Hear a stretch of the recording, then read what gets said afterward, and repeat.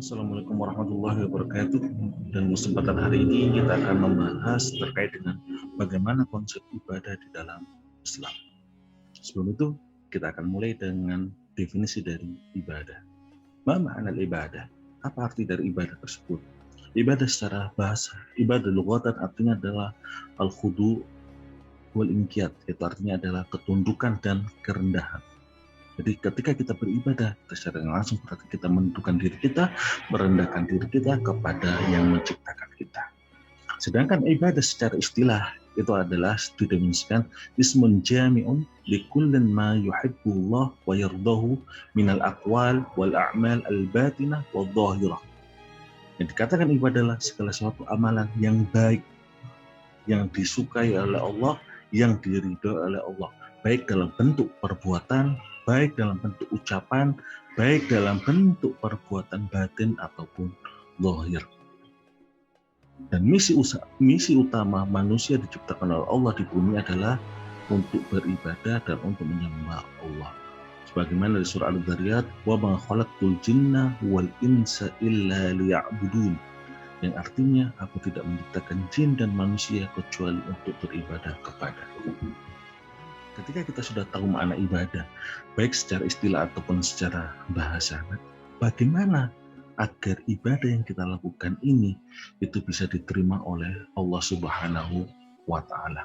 Sebagaimana tadi kita tahu bahwa ibadah itu bisa berupa ucapan, bisa dalam bentuk perbuatan. Ucapan misalkan zikir, baca Al-Quran, tasbih, tahmid dan lain sebagainya. Perbuatan seperti sholat, puasa, haji, ataupun juga kadang ibadah dengan yang namanya harta kita, yaitu seperti mana dengan zakat. Nah, agar ibadah-ibadah ini bisa diterima, itu ada dua syarat utama, yaitu apa? Pertama, al-ikhlas. Sebagaimana surah Al-Bayyinah, wa ma umiru illa liya'budullaha mukhlishina lahuddin, yang artinya bahwasanya mereka tidaklah diperintah oleh Allah kecuali untuk ikhlas di dalam melaksanakan perintah-perintah di dalam agama. Jadi ketika kita melakukan sholat, puasa, zakat, kita tujuannya adalah ikhlas kepada Allah, bukan kepada manusia, bukan untuk mengharap pujian, bukan mendapat imbalan dari manusia. Jadi, kalau dalam bahasa syariahnya adalah riya. Nah, untuk menghukumi satu orang itu ikhlas atau tidak, kita secara manusia hanya melihat sebagai zahir. Melihat zahirnya adalah kalau orang tersebut sudah memenuhi syarat dan rukun sholat, maka kita anggap dia sudah mengerjakan sholat. Masalah ikhlas atau tidak itu masalah hati, yang mengetahuinya hanyalah Allah Subhanahu wa Ta'ala. Dan yang kedua, itu adalah syarat diterima ibadah adalah sesuai dengan ketentuan syariat. Jadi bahwasanya Rasulullah sudah mengatur, sudah mengajarkan sholat. Shollu kama ra'aitumuni usolli. Sholatlah kalian sebagaimana aku sholat. Sehingga dalam hal ini kita harus mengikuti tata cara yang sudah diajarkan oleh Rasulullah. Puasa juga sama, sudah diajarkan tata caranya. Haji, umroh juga sama.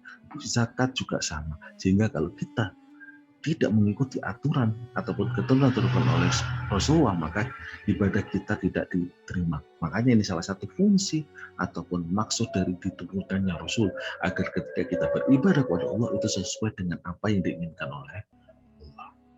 Yang berikutnya, kelas ibadah terbagi secara umum menjadi dua, yaitu ada namanya ibadah mahdhah dan ada ibadah ghairu mahdhah.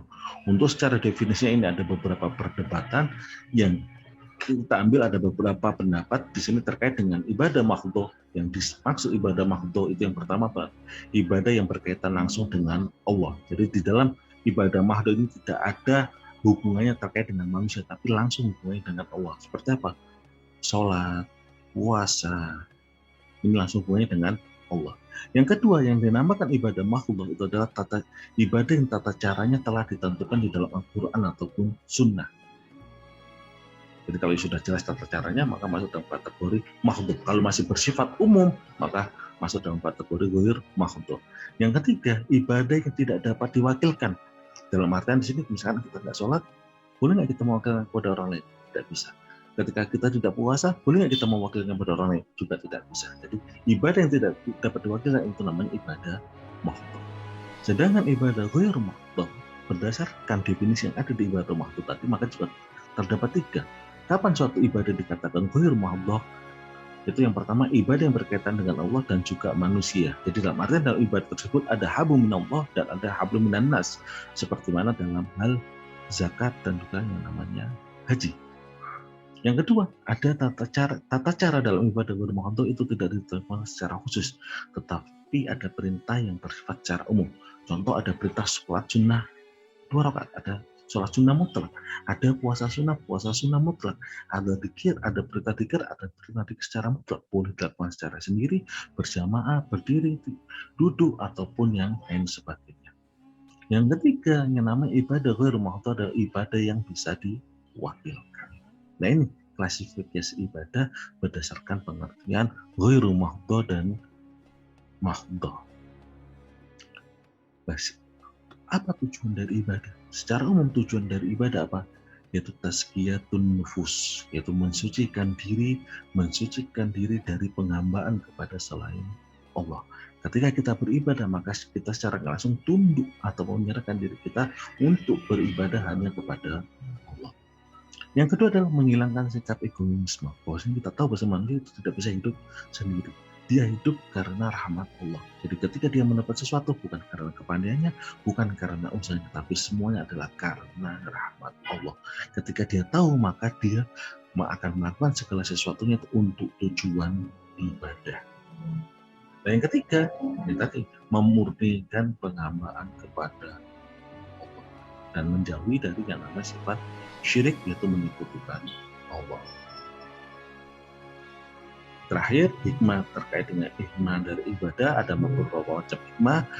Di sini saya memberikan contoh secara spesifik, misalkan sholat berdasarkan ayat Al-Quran, inna sholata tanha anil fahsya'i wal munkar. Bahwasanya hikmah dan sholat adalah untuk mencegah perbuatan keji dan munkar. Yang kedua, itu puasa. Apa tujuan dari puasa? Ya ayyuhalladzina amanu kutiba alaikumus syiyamu kama kutiba alal ladzina min qablikum la'allakum tattaqun, yaitu agar kita menjadi orang-orang yang bertakwa. Jadi misi utama dari umat Islam ketika mereka melakukan puasa adalah untuk agar menjadi orang yang bertakwa. Zakat berdasarkan ayat khudh min amwalihim tutahhiratan wa tuzakkihim biha. Tujuannya adalah untuk mensucikan diri dan juga mensucikan harta kita. Yang keempat, dari haji menunjukkan kerendahan serta sebagai bentuk syukur. Kenapa? Banyak orang mendapatkan rezeki dari Allah tapi belum mau haji. Jadi orang yang mau haji adalah bentuk syukurnya dan bentuk ketundukan dan kerendahannya kepada Allah.